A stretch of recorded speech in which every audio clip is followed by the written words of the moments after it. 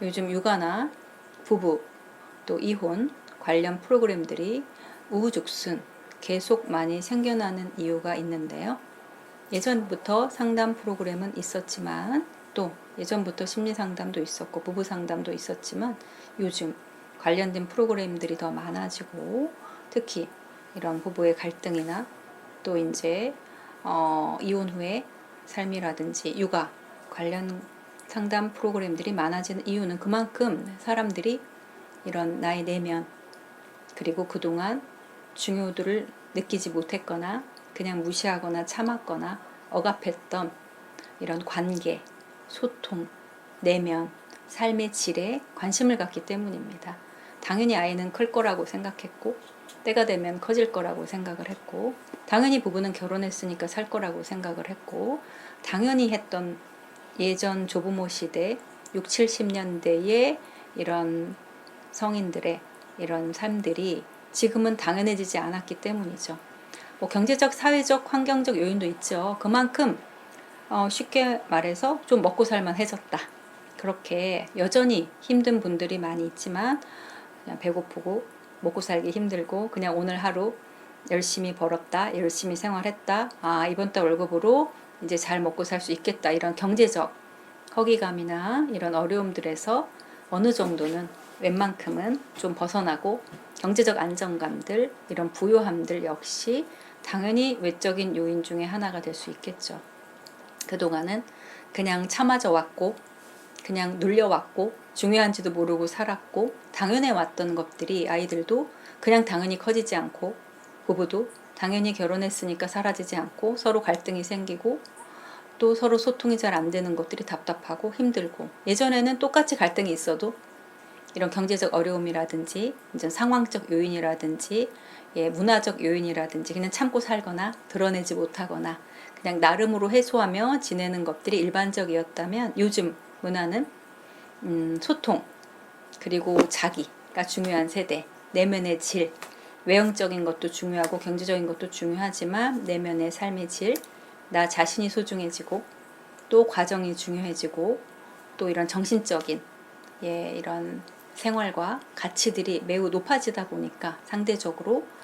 어떻게 해야 될지를 알지 못하는 거죠. 왜냐하면 내가 조부모 세대로부터 배워본 적이 없고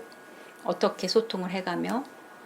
이런 심리적 갈등을 해소해가며 어떻게 아이의 생각과 마음도 같이 신체적 성장과 더불어서 커나가야 되게 하는지를 본 적도 없고 배운 적도 없고 학교 사회 문화에서 경험해 본 것들이 매우 부족하다 보니까 이제는 피로를 느끼는데 어떻게 해야 될지는 모르겠다 보니까 알아가고 싶고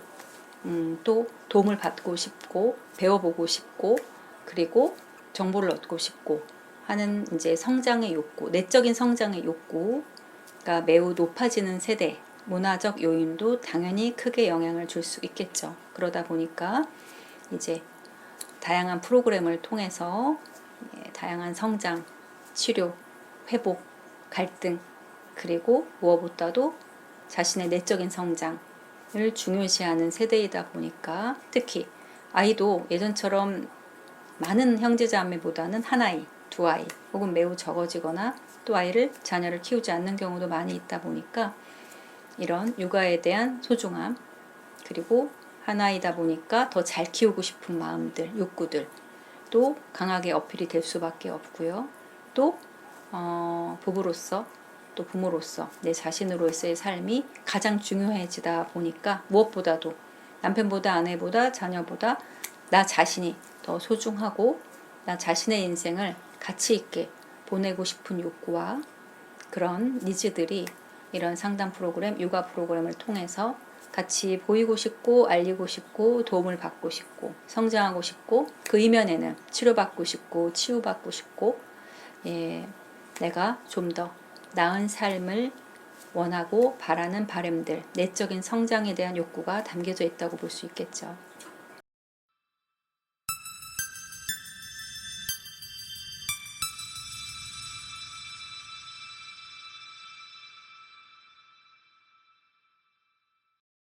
이제 매스컴 통해서 드러나는 모습들은 어쩔 수 없게끔 한계가 있을 수 있겠죠. 이제 뭔가 이런 TV 프로그램이 추구하는 방향이라든지 이제 가치에 맞춰서 또 이제 편집되는 부분도 있고 전부를 다 보여줄 수는 또 없다 보니까 한계치가 당연히 있을 수 있겠죠. 그래서 예, 이제 보는 시청자라든지 예, 이런 프로그램들을 시청하는 부분들은 대리 만족이 될 수도 있겠죠. 아, 저렇게도 갈등이 해소될 수 있고 또 위로를 얻을 수도 있고 또 이혼을 해서도 또 내 삶을 찾아갈 수도 있고 아, 저렇게 또 육아를 하면서 내 상황과 비슷하네, 나도 저렇게 해보겠다 하는 것들이 순기능이 될 수 있겠죠. 대리 만족하거나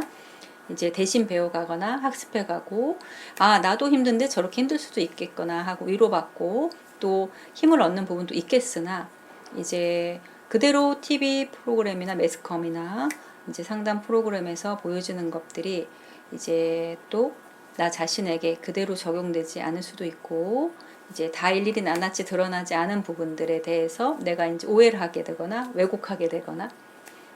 그래서 뭔가 그대로 따라 했다가 나는 왜 그렇게 안 되지? 라고 할 수 있겠거나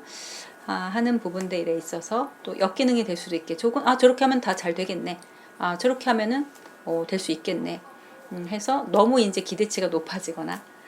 혹은 이제 또 너무 별거 아니라고 좀 생각하거나 해서 이제 매스컴이 보여지는 이런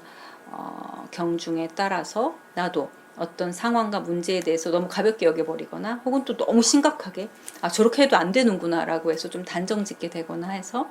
좀 일희일비하게 될 수 있다 보니까 이런 부분들은 좀 역기능이 될 수 있다라고 하겠죠. 왜냐면 내가 직접 경험해 보는 것들이 아니고 보여지는 걸로 판단을 해서 나도 저런 고민이 있었는데 저렇게 하면 되겠네 해서 용기와 도전을 가지면 좋은데 저렇게도 안 되겠네, 야 저런 사람도 그러니까 뭐 내가 하는 게 뭐 당연한 거네 해서 그냥 당연히 한 걸로 치부해버리거나 노력 자체를 안 해버리려고 하거나 별거 아니네 라고 너무 가볍게 여기거나 혹은 지나치게 심각하게 여기서 저렇게도 안 되는 거 보니까 나도 포기해야겠다, 내가 미처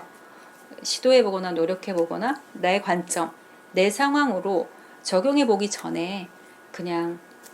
판단해버리고 진단해버리고 그냥 포기해버리거나 너무 가볍게 여겨버리거나 너무 무겁게 여길 수 있는 것들이 또 역기능의 하나가 될 수 있겠죠.